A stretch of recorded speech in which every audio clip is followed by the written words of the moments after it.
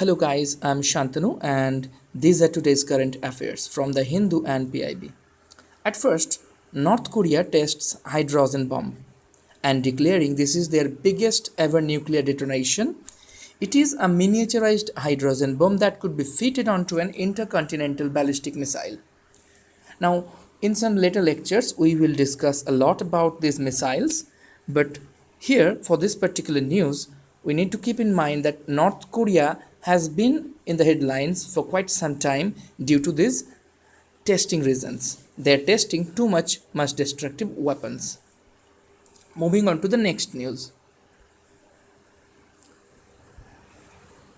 National Green Tribunal has asked Punjab, Haryana, Uttar Pradesh and Rajasthan government to submit proof that they are giving incentives to the small farmers to desist them from burning the crop residues.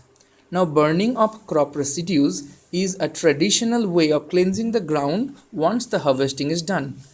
But this creates a lots of air pollution. So, National Green Tribunal has ordered the states to give incentive to the farmers who are not burning their crop residuals, and on the other hand, to penalize those who are doing it. For small land owners who are having land less than 2 acres will catch a penalty of rupees 2500 if they found to burn the crop residues. For the medium landowners, they will catch a penalty of rupees 5000, and for the larger owners, they will catch a penalty of rupees 15,000. Now, if someone does it persistently, then there will be some coercive and punitive actions against them. Moving on to the next news. Centre state that there will be no separate labor rights for the transgenders, and transgenders won't be considered as a third gender in the country's labor law framework. Although we need to keep in mind that in the year 2014, Supreme Court has recognized the transgenders as the third genders for the first time, and they have asked the center and the states to give them equal opportunities in education and employment. But government, however, argues that according to the General Clauses Act in 1987, transgenders will fall within the definition of person. So there is no requirement for them to be considered as a third gender.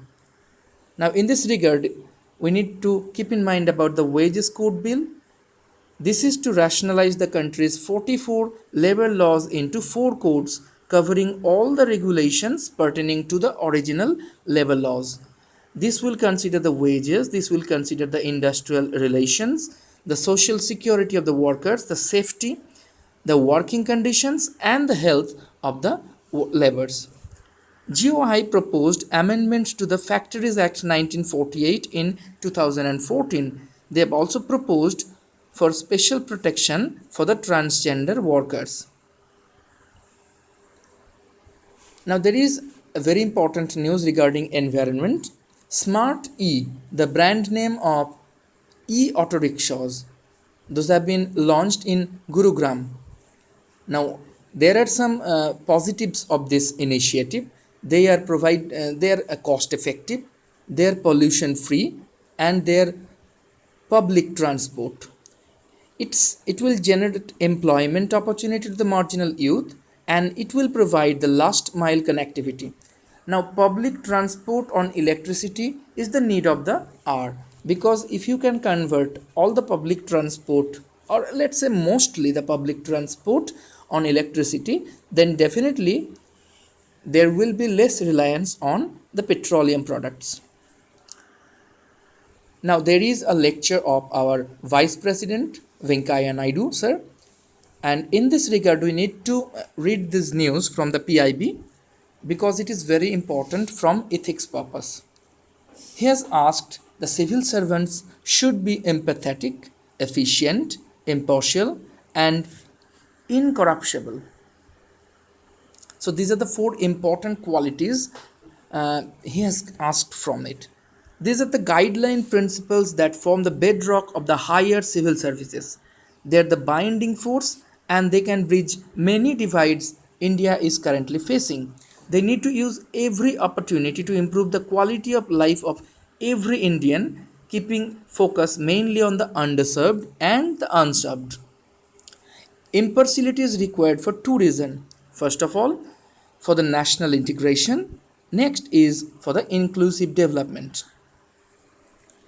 Now, he has also asked to serve all without any bias. This is known as the Antodaya approach, which is espoused by Mohandas Karamchand Gandhi, Dr. B.R. Ambedkar, and Deen Dayal Upadhyaya. Country expects high level of performance and integrity from the higher civil services. India is a multi-religious, multilingual, pluralistic society, so mother tongue must be given its due respect whenever there is working with the people. Now, if we decode these things, empathy.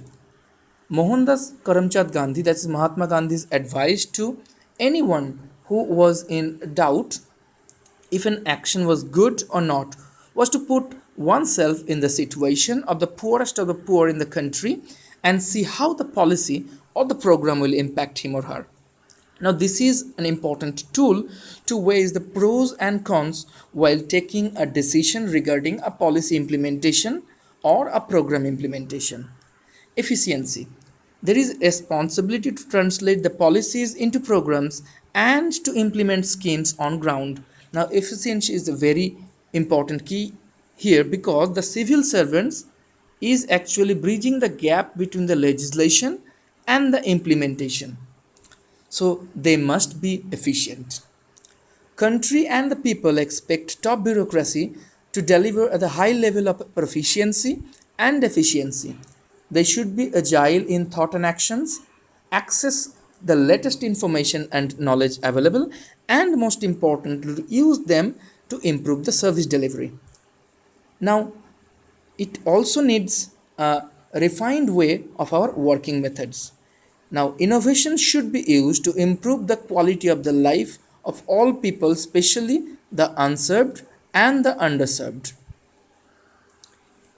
So, next we move on to the next quality he has asked for, impartiality and incorruptibility. Civil services were created to provide an impartial, inclusive management culture. Remember, impartial, inclusive management culture in the country's governance.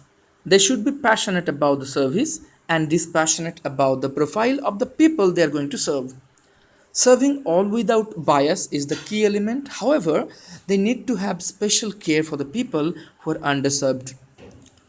Now, this is known as the Antyodaya approach, that is, leaving no one's behind. A corrupt system erodes the vitality of the robust country. That is an important line to remember when you are going to write an essay. This line is going to be important. Now, from the BRICS, four documents are signed today. The four documents are BRICS Action Agenda on the Economic and Trade Cooperation, Action Plan for the Innovative Cooperation for the period of 2017 to 2020, Strategic Framework for the BRICS Customs Cooperation, Memorandum of Understanding between the BRICS Business Council and the National Development Bank on strategic cooperation. We will discuss a lot about these things in some next future lecture. Now there is a news on advance pricing agreement. CBDT undergoes it, and three unilateral and one bilateral APAs has taken place in August. Now, in 2012, APA provision was added to the Income Tax Act, and in 2014, the rollback provisions were added. Now, we are going to discuss about what this APA and rollback means. APA endeavors to provide certainty to the taxpayers in the domain of transfer pricing by specifying the methods of pricing and setting the prices for the international transactions in advance. Now, there is lots of keywords. What is transfer pricing? What is methods of pricing? And what is APA itself? Now, we are moving forward to discuss about this. APA stands for Advanced Pricing Agreement. Suppose A is a steel manufacturer in India. A owns iron ore mine and a steel plant. So A has two business products. A has a steady sales of 100 crore rupees and A spends rupees 20 crore each to run the mine and the factory. So every year the profit of A is 60 crore. So A will give tax for those 60 crore profits. Now suppose India gets divided into two parts. So this is wrong actually, this country is two parts. Suppose the poor section of the country and the rich section of the country. Suppose there is two taxation, I think. Now suppose A's mine is considered in the poor section and the plant is getting considered in the rich section, but the economies remain stable. That means A as a whole will make the same profit of 60 crore, but while taking the coal from the poor country to the rich country, A has to sell it to itself. So this is a country, this is another country. So you are taking coal here to here. So you are selling it to yourself. So for that purpose, A decides a fair price such that each the mine as well as the factory makes a profit of 30 crore each. That fair price is known as the transfer price. Now this transfer price is evaluated by A, but it is not sanctioned by the two parts, that the poor part and the rich part. So what will happen? Both parts, that is the poor and the rich, won't agree to it, and they will ask for higher income tax. So what does A need? A need a mutual agreement procedure, that is the negotiation. Now this is a long procedure.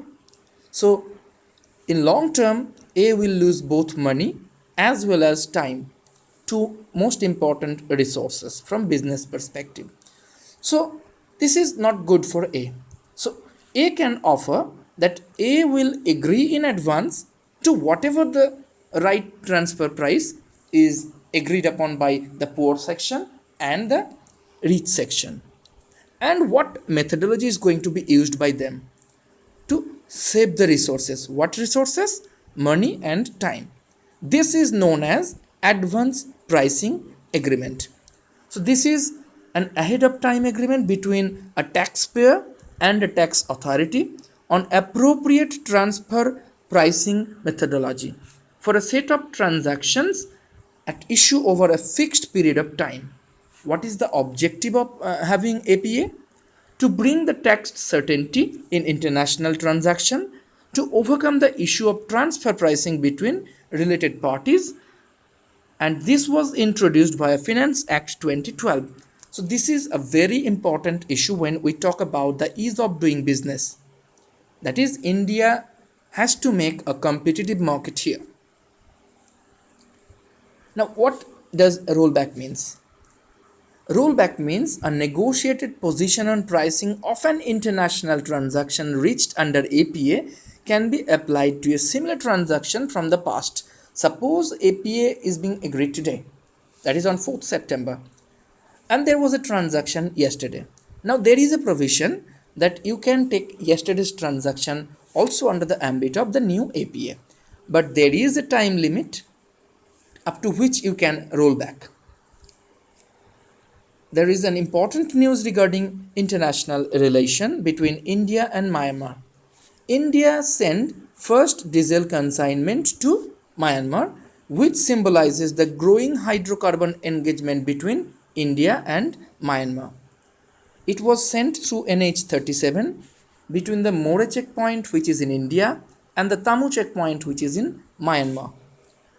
Now it is as per with the Act East policy to enhance the hydrocarbon synergy with the neighboring countries.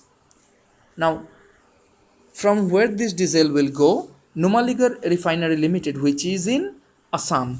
It is 420 km from Indo-Myanmar border and is ideally suited to supply diesel to the northern Myanmar, where connectivity is a big challenge, especially during the monsoon.